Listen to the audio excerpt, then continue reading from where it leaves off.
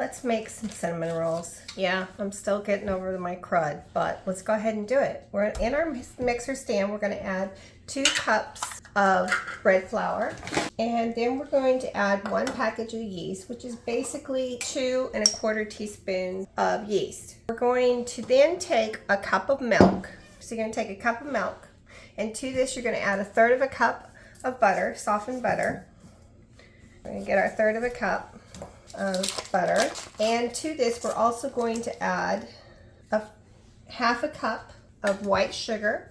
We're going to do this in the microwave to make life easier and easier cleanup. And we're also going to add some salt. We're going to add 1/2 teaspoon of salt to this. I'm going to put it in for probably 30 seconds. All we want to do is melt the butter and incorporate the sugar. We do not want this to be more than 120 to 130 degrees. I'm going to whisk the flour and this is a really easy recipe. So after we get done melting this and getting it better, we're going to add it into our flour mixture. And with our flour mixture, after it mixes, we are going to also add in 2 room temperature eggs, and we're going to stir this up until it's combined, and then we're going to add up to 2 1/4 cups more of flour. Just only add it until it gets to the right texture. It's always a good idea to check your temperature. You do not want to get over temperature because that will kill your yeast. The butter won't be completely melted, but almost melted.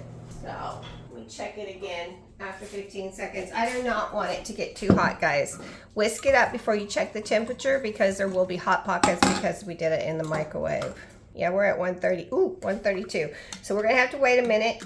If you get over temperature, guys, this is a great lesson. Don't put it in. Wait. Let the temperature go down. Don't be impatient. And it's already starting to drop down to 128. So now we're going to pour it in and we're going to mix it up. If I can get it up here.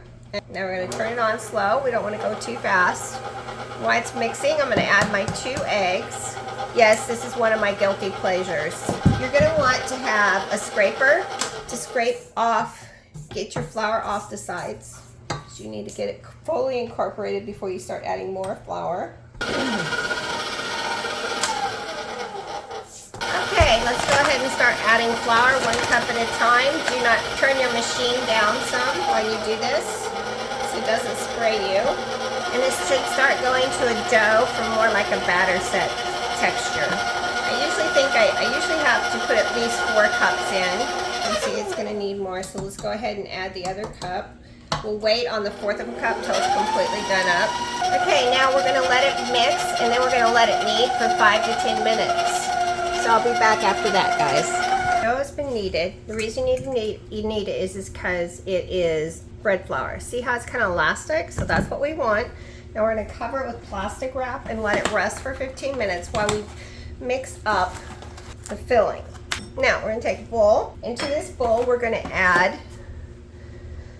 1/3 cup. Now 1/3 cup of softened butter, 1 cup of brown sugar packed. This is going to go on in the middle of our cinnamon rolls, plus 3 tablespoons of cinnamon. Now we want it to be mixed together completely. We're going to combine it. Our dough is rested. We're now going to take it out and we're going to roll it out on our board.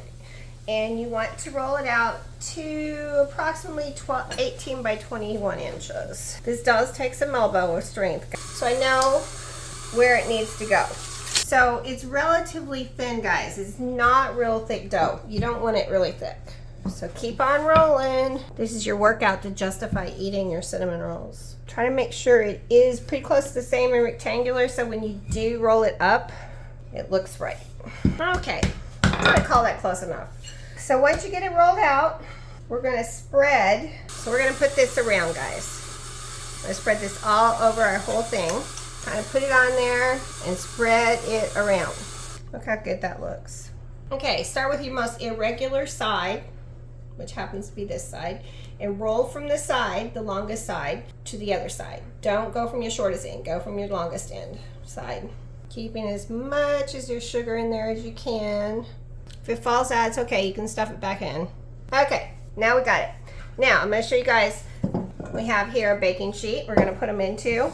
And what I do is I have a piece of heavy duty string that I keep a roll of in my cooking stuff. And you just go like this and go like this and pull and it cuts it. See how easy that is? Look at that. And it's a nice cut and you don't have to worry about it smushing. So you want these slices to be about, I'm gonna say about 1.5 inches each one of them. There you go, look at that. Look how pretty that looks. We're gonna put that in there. Once again, I'm using stoneware.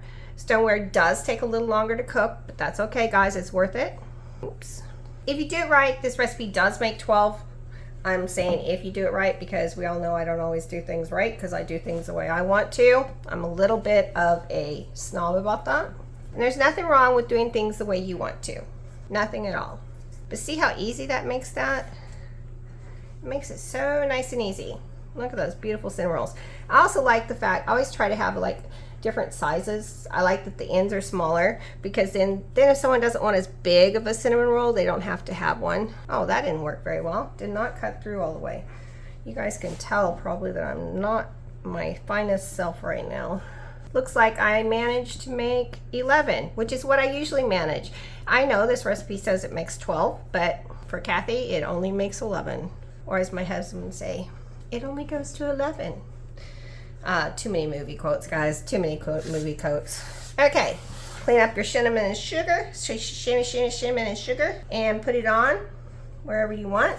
Okay, now what we're going to do is cover it with plastic wrap. And we're going to let it rise with our rising method in the oven. I'll see you guys in about 45 minutes to an hour.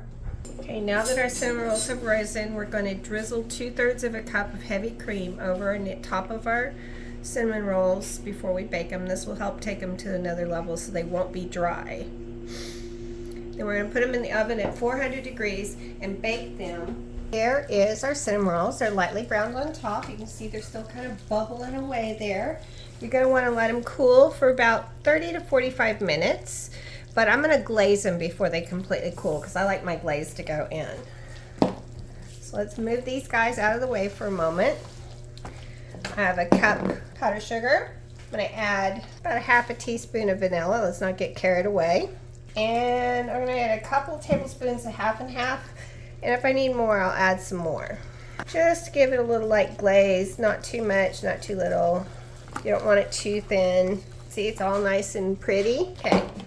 I don't think it needs any more milk. So I'm going to move this guy over here. And we're going to glaze these guys. So just kind of take a spreader and spread it over the top of them so that it can cool and kind of just ooze down into them and caramelize the top with the glaze. This is really not like frosting. Like I said, you can put a cream cheese frosting on these if you want. It's a little bit much. It's very rich and decadent. But hey, it's a cinnamon roll. We like cinnamon rolls to be rich and decadent. And there we go. Now we're gonna let these guys cool. And then at the end, thanks for joining me, and I hope you guys can make these for your family also. They're delicious and tasty, and oh my God, I wish you had smelled internet, but we don't.